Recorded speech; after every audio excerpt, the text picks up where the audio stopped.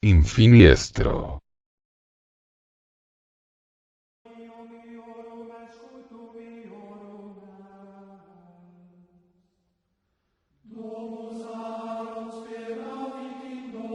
La palabra estigma proviene del latín, stigma, y significa marca o señal en el cuerpo.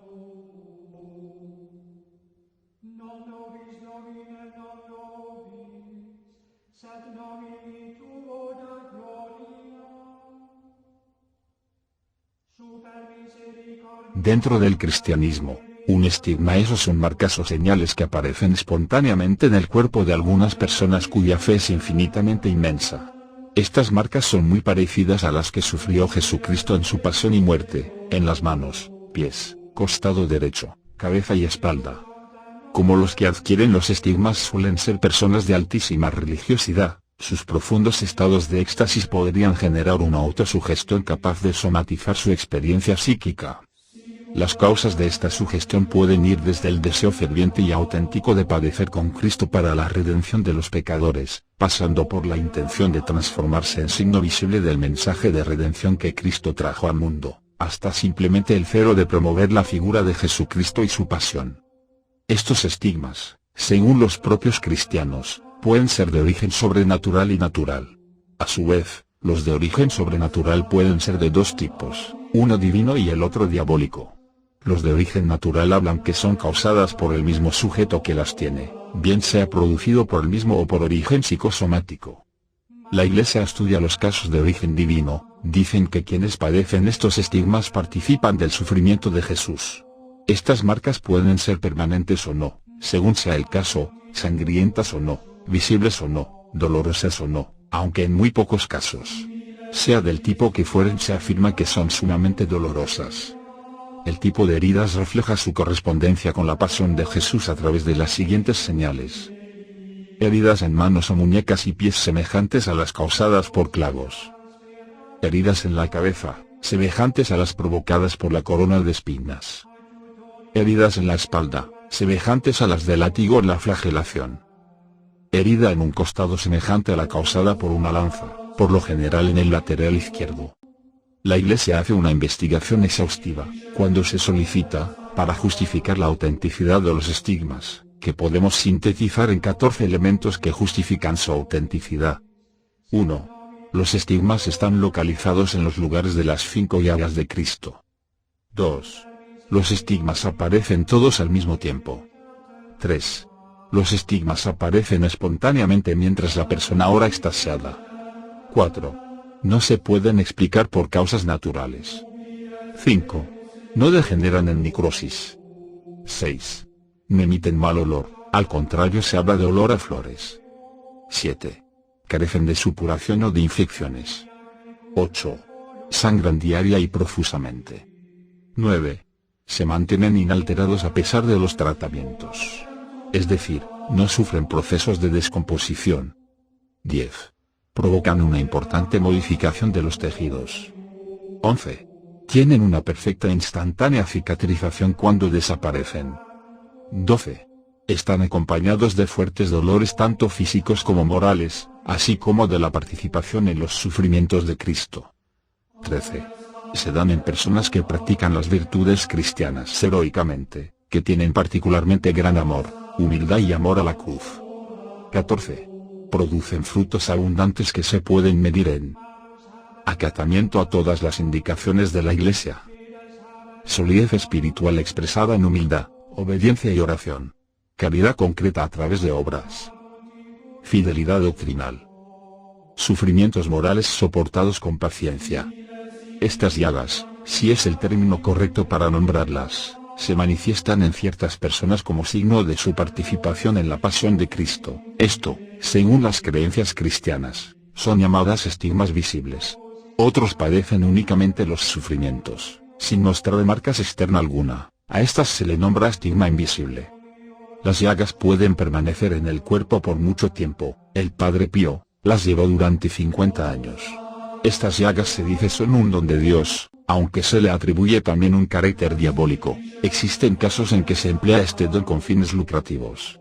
Los estigmas representan un signo de lo que sufrió Cristo durante la pasión, y por tanto constituyen un dato teológico sobre el que hay que profundizar. La historia recoge como los casos más significativos de estigmatizados los siguientes.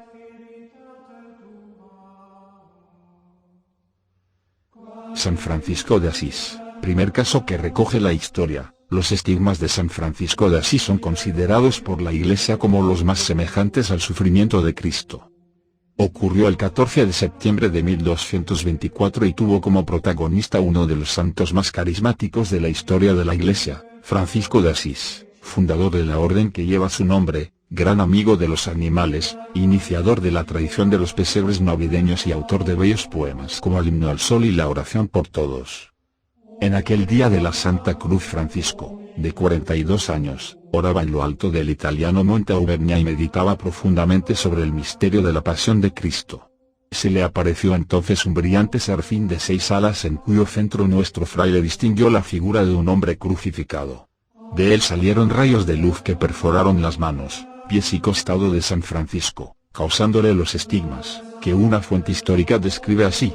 Aparecían las manos y los pies taladrados como de clavos cuyas cabezas se hallaban en las palmas de las manos y en las plantas de los pies, fuera de la carne, y las puntas retorcidas se veían en el dorso de las manos y de los pies, y remachados de modo que por el agujero del remache se podía introducir fácilmente el dedo como en un anillo. Las cabezas de los clavos eran redondas y negras. San Francisco de Asís llevó las marcas durante el resto de su vida. Murió en octubre de 1226 y fue declarado santo 2 años después. Santa Catalina de Siena. Esta religiosa dominica del siglo XIV experimentó un tipo particular de estigma.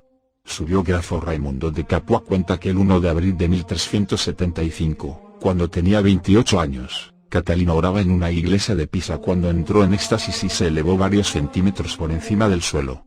Cuando descendió informó a Raimundo que había recibido los estigmas de una aparición de Cristo crucificado, a la que había solicitado una gracia especial. Señor, mi Dios, te ruego que estas cicatrices no aparezcan exteriormente en mi cuerpo. Y mientras yo estaba hablando, los rayos sangrientos se hicieron brillantes, adquiriendo un aspecto de luz, llegando en esa forma hasta las mencionadas partes de mi cuerpo. Catalina llevó estos estigmas invisibles hasta su muerte en 1380 a la edad de 33 años. En 1970 fue proclamada doctora de la Iglesia, siendo una de las 4 mujeres que hasta hoy ostenta dicha distinción. Santa Rita de Casia. Tras la muerte de su marido e hijos, Rita de Casia ingresó en la orden agustina, donde vivió una vida de recogimiento y oración. En 1428, a los 36 años, Rita oyó un sermón sobre la coronación de espinas que la impresionó mucho. Poco después, mientras meditaba frente a un crucifijo, sintió que una luz salía de la imagen, llegaba hasta su frente y desde entonces sintió un fuerte dolor en ese lugar, semejante a una espina recién clavada. Además del dolor, se le formó una llaga maloliente y purulenta, una anomalía si se considera que los estigmas suelen despedir aromas dulces, que acompañó a Rita durante sus restantes 14 años de vida. Murió en 1457 y hoy se la invoca como patrona de las situaciones difíciles y desesperadas. Magdalena de la Cruz. No siempre los estigmas tienen un origen divino, sino todo lo contrario. Es el caso de la monja española Magdalena de la Cruz. Nacida en 1487, experimentó sus primeras visiones a los 5 años e incluso intentó crucificarse cuando era niña. Con el paso del tiempo su fama creció como la espuma gracias a los estigmas que experimentó durante 39 años y sus supuestos dones para las profecías, los milagros y las visiones místicas. Se la llegó a considerar una santa viviente, fue elegida abadesa de su convento e incluso el rey Carlos I de España le pidió que bendijera la fiesta de bautismo de su hijo, el futuro Felipe I. Todo cambió drásticamente cuando Magdalena enfermó en 1543. Sintiéndose próxima a la muerte y desesperada de estar en paz con su alma, la monja confesó que sus supuestas virtudes divinas en realidad eran obra del demonio. Aquello desembocó en un auténtico escándalo y llevó a la prisión de Magdalena de la Cruz en 1544 y su juicio por parte de la Inquisición en 1546. A causa de su fama y sus buenas conexiones con la nobleza, la otrora santa se salvó de la hoguera, pero fue condenada a pasar el resto de su vida en un convento de clausura en Andújar. donde soportó humillaciones como la de tumbarse todos los días en el suelo frente al comedor para que las demás religiosas caminaran sobre ella. Murió en 1560. Padre Pío, el que quizás sea el estigmatizado más famoso y estudiado de todos los tiempos, nació como Francesco Forgione en 1887, pero se le conoce mejor como el Padre Pío, nombre que adoptó tras ordenarse monje capuchino a comienzos del siglo XX. En 1914 fue destinado al pueblo italiano de San Giovanni Rotondo, donde viviría durante los siguientes 54 años. El 20 de septiembre de 1918, tras celebrar misa, un misterioso personaje hizo aparecer los estigmas en el cuerpo del Padre Pío.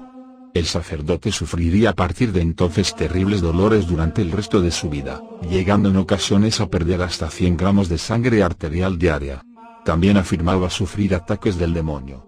Las autoridades eclesiásticas recelaron de él y por varios años le prohibieron salir de su celda, celebrar misa, contestar cartas o escuchar confesiones. Asimismo, sobre el religioso italiano cayeron también acusaciones de fraude. Al final fue rehabilitado, pues el Padre Pío contaba con una enorme feligresía que abarrotaba la iglesia para oír sus misas y observar sus estigmas, que el sacerdote ocultaba con guantes sin dedos. Oía hasta 18 horas diarias de confesiones y se cuenta que tenía el don de leer los corazones y manifestarse en más de 2 lugares al mismo tiempo. El Padre Pío murió en San Giovanni Rotondo el 23 de septiembre de 1968 a la edad de 81 años. Los estigmas desaparecieron de su cuerpo poco después. Fue canonizado en 2002 por Juan Pablo II, quien, por cierto, lo conoció personalmente siendo un joven sacerdote en 1947 y años más tarde, ya como obispo de Cracovia, le escribió para solicitar sus oraciones por una amiga polaca enferma de cáncer y que logró recuperarse. Si este video fue de tu agrado, apóyanos con me gusta y suscribiéndote a nuestro canal. Nos motivaría a seguir subiendo más contenido.